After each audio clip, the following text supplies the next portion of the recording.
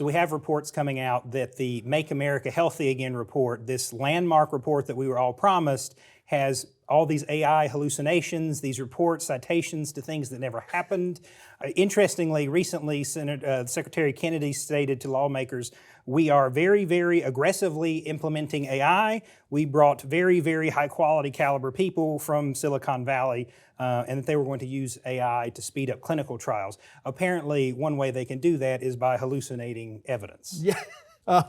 We don't need to be aggressively having AI involved in any kind of drug trials or anything because they can't even get citations right.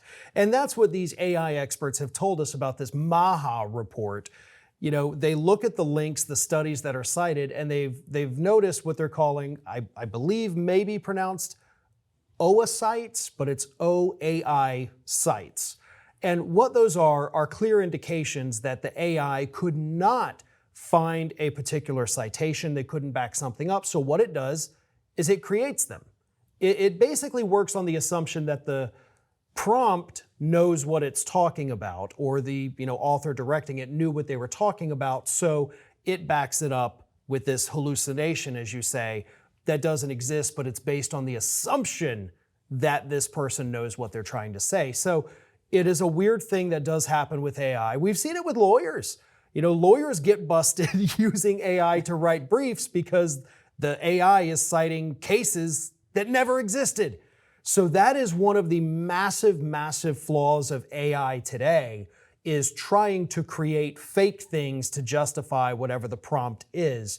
And in this case, you have the nation's largest healthcare oversight body that can't even be trusted to write their own reports or to have actual information to back their points up. And that's what we're dealing with. That is the part that is, of course, exceptionally dangerous for the public, is this department doesn't seem to even know what they're talking about, and they're clearly making things up. When the White House came out and said there's some errors, there's some citation errors and some minor things, and they're going to clean it up, they did clean it up, but my understanding is there's still problems with the report, and they were still using AI to write this thing. You would think someone in the organization would think to proofread it before, especially after you got caught the first time using AI. And to your point, law firms around the country, both plaintiff and defense attorneys, have been sanctioned by courts for using AI to submit briefs. Essentially, it seems like a lot of professionals in this country think, well, I don't have to write it anymore. I can use AI. And AI is clearly not up to the task. Right. I recently had some blood work done at my doctor's office, and when I get the results in the app they have, it says this report was created with AI.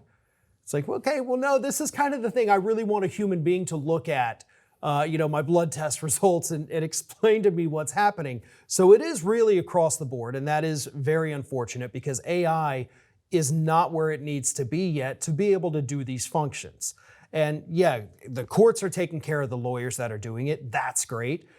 But in this, the medical profession and the healthcare profession, when you have the major watchdog of that, HHS, going right along with it, and then, as you said, oh, we'll fix it, and they put in more fake studies that still don't exist. This is a problem, and this is a problem that affects the health of 334 million Americans if we cannot trust anything this government body is telling us, and I think right now we can't. I don't trust anything coming out of HHS at this moment. It's concerning stuff.